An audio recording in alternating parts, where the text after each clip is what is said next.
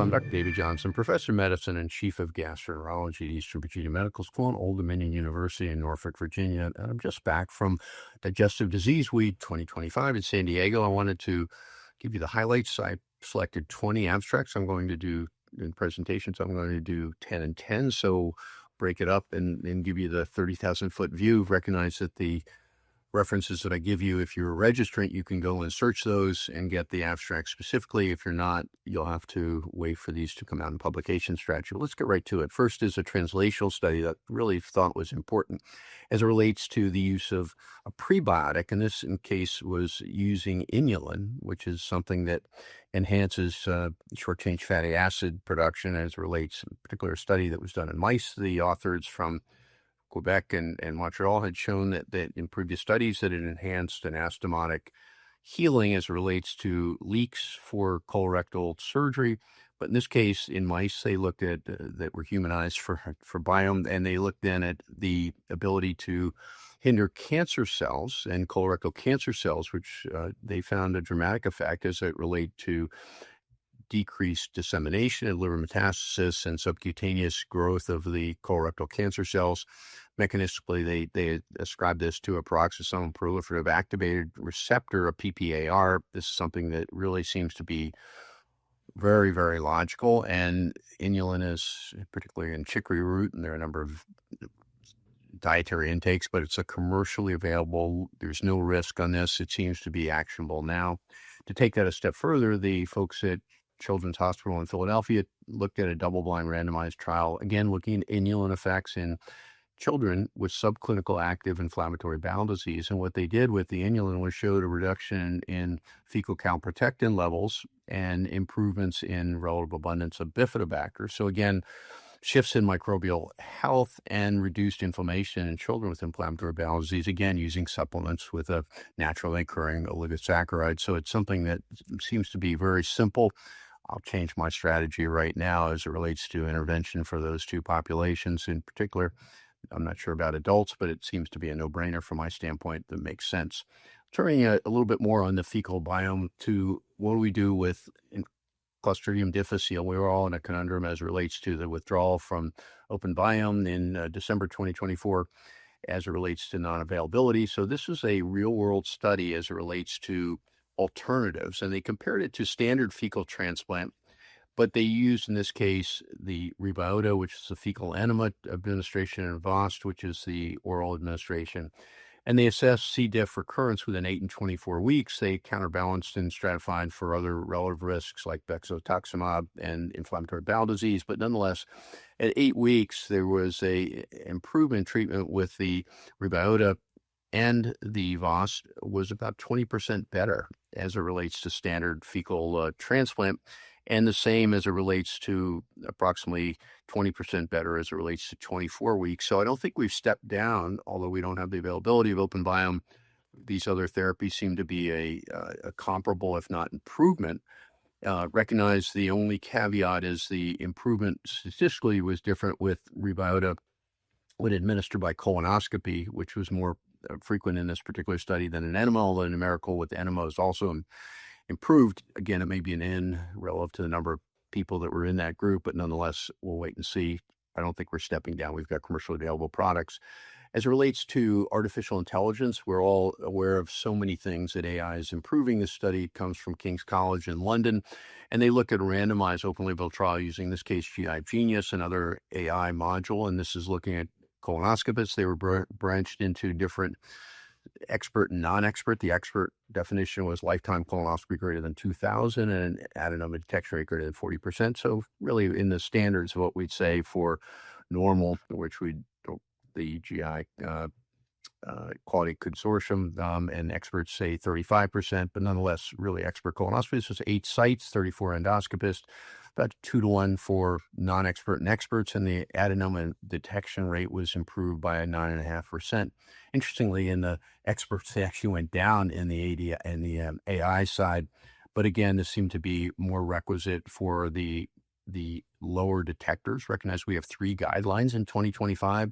One says we should use AI, one says we shouldn't use it, and the third, from the most recent from the AGA says that we don't have enough evidence to support it. So again, very conflicting. All the evidence seems pretty clear to me that the lower end detection considerably improved and clearly makes a difference. Two very interesting as it relates to tech tools for GI practice. One comes from Lynn Chang's brilliant group at Cedars-Sinai, and this particular looked at irritable bowel syndrome. They looked at patients, this time wearing a Fitbit device. Recognizes there are somewhere in the neighborhood of 38.5 million users in Fitbit across 80 countries.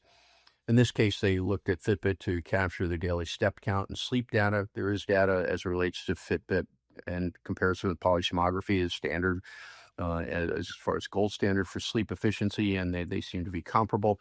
But what they found was that an increased daily step count and median hours of sleep were associated with lower irritable bowel syndrome severity. So again, commercially available wearable devices could be a very valuable self-management tool, and encourage these that patients can monitor themselves as potentially striving for improvement.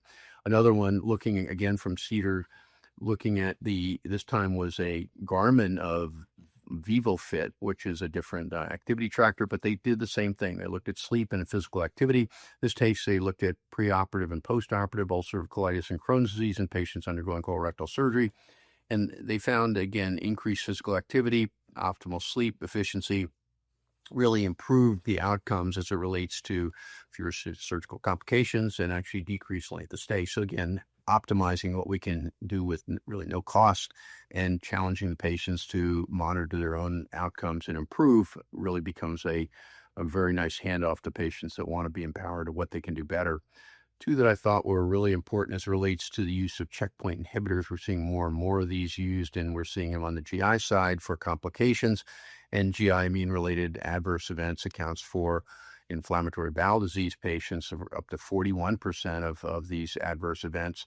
So this was a study first from Memorial Sloan Kettering, and they looked at a retrospective cohort of 11 years, and they looked at a variety of outcomes here for GI toxicity, and they found that it was really led to the discontinuance of 72% of patients, and in fact, the greater severity was based on the preclinical IBD severity before they started and the active IBD before they started. So again, what this suggests, and very strongly suggests, is the importance of consultation with an IBD specialist for disease assessment and proactive optimization for the therapy prior to the start of these immune checkpoint inhibitors. Really a multidisciplinary care in these patients who are high risk. One that also really caught my attention because I'd never heard of this before, again from Cedars-Sinai and colleagues also at Cornell, they describe a checkpoint inhibitor esophagitis. This is a retrospective study. It looked at a 15-year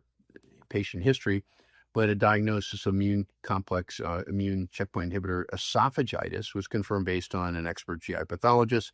They had 13 patients consistent with this. The symptoms were really variable: weight loss, dysphagia, anorexia, nausea. 54% had abnormalities on endoscopy. So again, the key here was to do biopsies on these patients when you see these patients and you're evaluating. And nonetheless, the esophageal toxicity here, the response ranged from patients that responded to PPIs, some responded to budesonide, but some actually required the use of immunosuppressant medications such as biologic agents and corticosteroids systemically.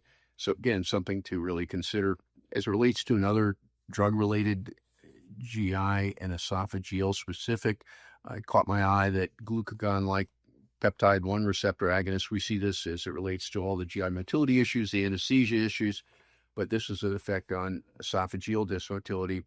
And, excuse me, they had a study from Mayo Clinic where they looked at high-resolution manometry over the course of a 10-year period, and they identified 447 that had been exposed to GLP-1s, and then they looked at 84 cases and controls. And what they found were very specific integrated relaxation pressures were statistically different in the GLP-1 patients. Distal contraction, the DCI intervals were greater, as well as a greater number of hypercontractile supine swallows. So again, overall, the cases had a higher incidence of hypercontractile esophagus and numerically a greater incidence of esophagogastric junction, the outflow obstruction. So again, it's important to really recognize this when you're doing these evaluations manometrically, and certainly be aware of the potential as it relates to the GLP-1s now with an extended potential GI effect. And finally, as it relates to endoscopy, I thought this was really important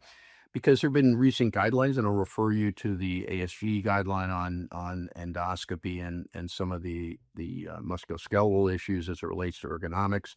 This is a study from South Korea. They looked at, that being said, understanding all these things, and they looked at the endoscopists and recognized we hold static and repetitive upper lung postures, and we're also limited by our torso and our neck exposure. So they looked at this potentially with a variety of monitors, and they found that 52% of the even though they're aware of these things, fell into the high risk category, and particularly in wrist-related procedures, and the strain on the head and torso also as well. Fellows were more subject to this. Again, makes sense.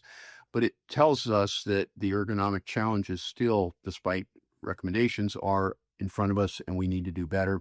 So a robust system and emphasis on robotic, the ergonomic training and monitoring is important to self-preservation as we get older and we get further along in our endoscopy career. So stay tuned. Part 2 to follow, Dr. David Johnson, and exciting information. Don't miss it. I'll look forward to chatting with you on part 2 of DDW highlights. Thanks again for listening.